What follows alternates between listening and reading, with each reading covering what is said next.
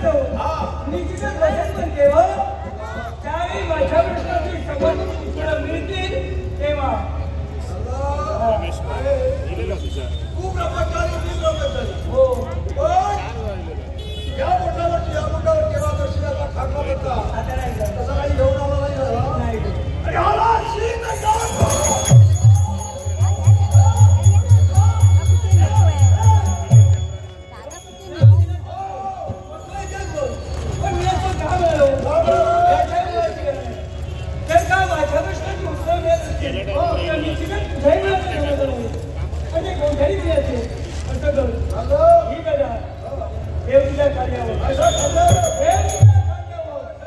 आता मला सांग तू कसा दिसतो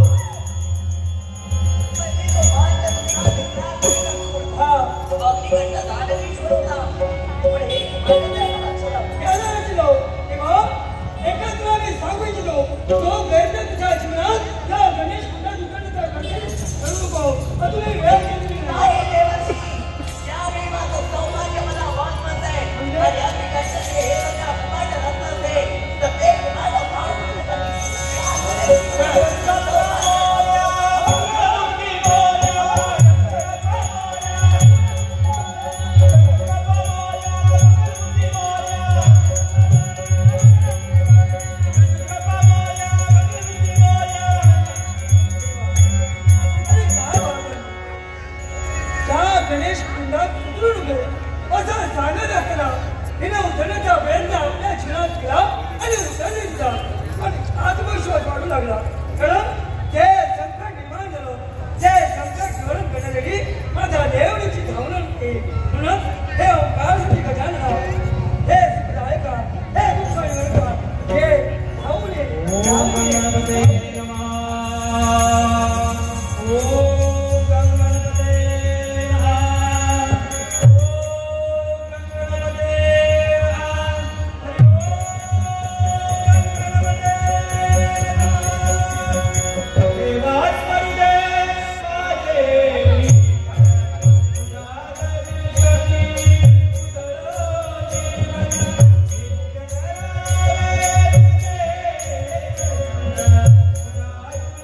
Yeah.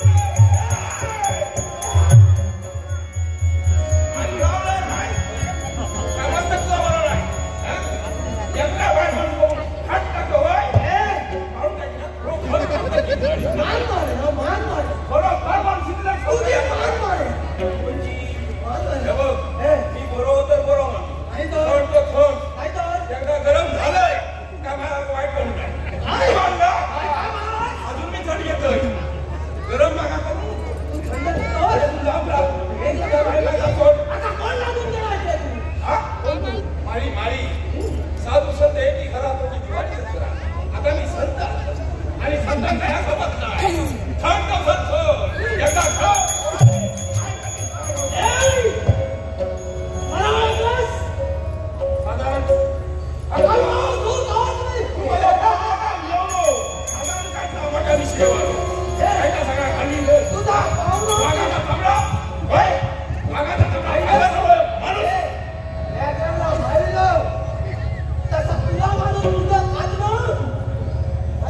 तुला काय मिळालं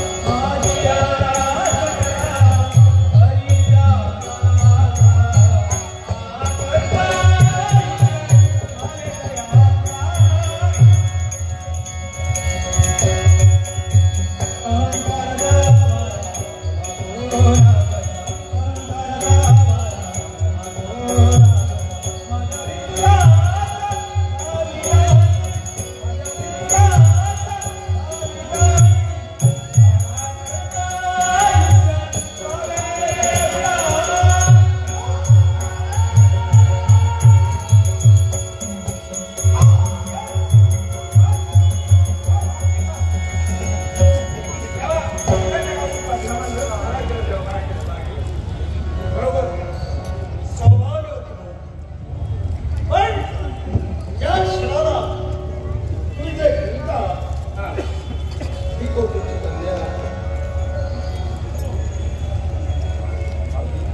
पुढे काय किती गाडी निघत जाऊ ही कोण म्हणाला ही महाराणी राज्याची राणी आणि ही तुमच्या बाबा कशी अहो तेव्हा काय झालं माहिती आहे तेव्हा तुमच्या बाबतीत झाला का माझ्या बाबतीत झाला म्हणजे हा वाईट नको तो आणि ह्याच्यासाठी रंगाचा तिरस्कार केलाय चिंता करू नको जा तुझ्या माती जबाबदारी संपतोय होय तिला घेऊन राज दरबाराचा काळजी करू नको आणि राजराजा स्वीकार करायला एका शब्द देवा ऐकला नसेल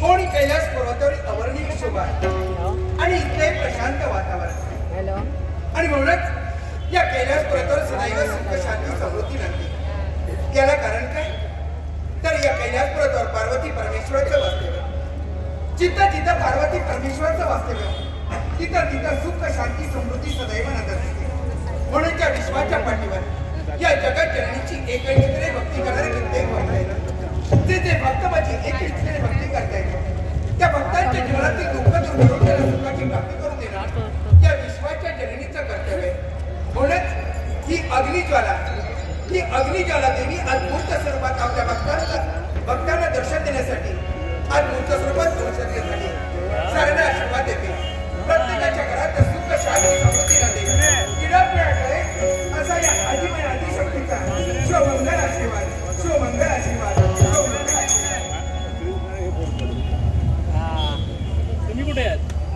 विश्वावर येणाऱ्या प्रत्येक संकटाचं निवारण करणं आणि भक्तांचं रक्षण करणं या जगत जननीचं कर्तव्य आहे म्हणूनच आज मूर्त स्वरूप धारण केले विश्वाच्या रक्षणार्थ भक्तांच्या रक्षणार्थ ही जगत जननी अग्निज्वाला देवी आज नटलीये या कैलास पर्वत एका शिखरावर विश्व जननी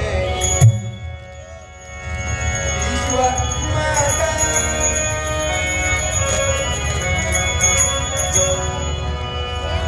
विश्व जननी विश्व माता अवतरले अवतरले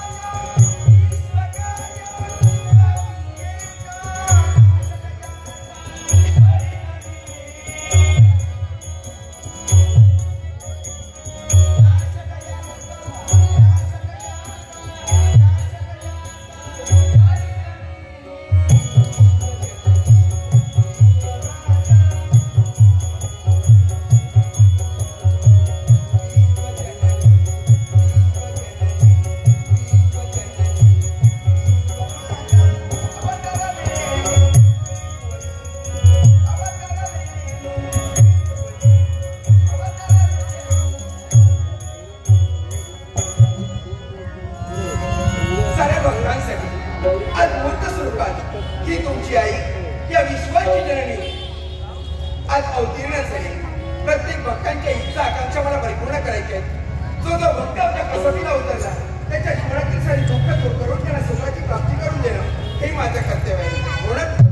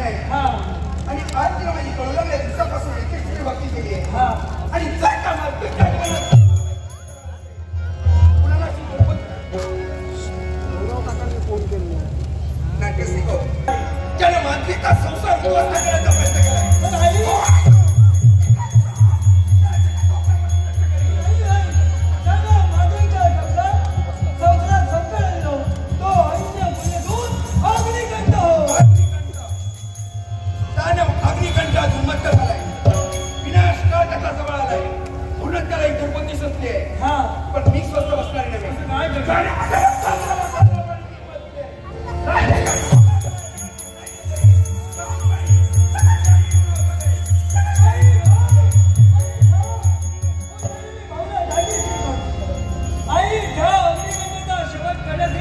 जाते त्याचा शेवट होऊ शकत नाही. असं का बोलतोस? याच्या मुळाचे कारण आहे.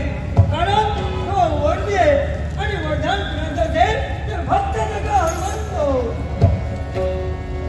फक्त सगळं हनुमंत याचा काय समाधान द्यायचं एकच आणि म्हणून त्याला उन्मत्त झालाय.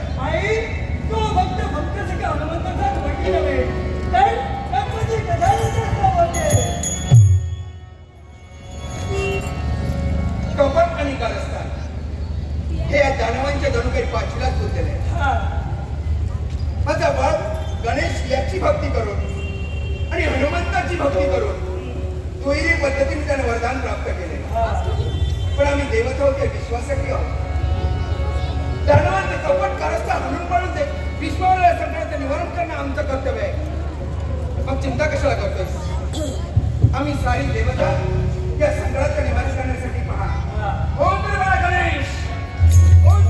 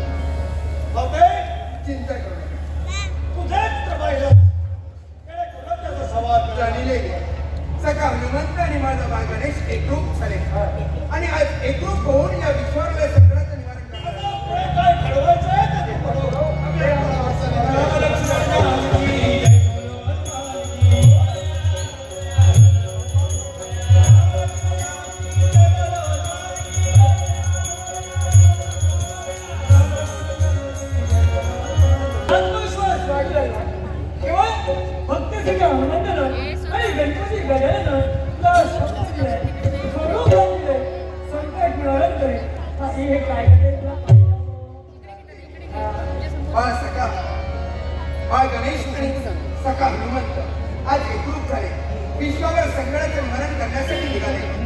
अदृश्य रूपाने तिथे काय घडते हे प्रत्यक्ष मला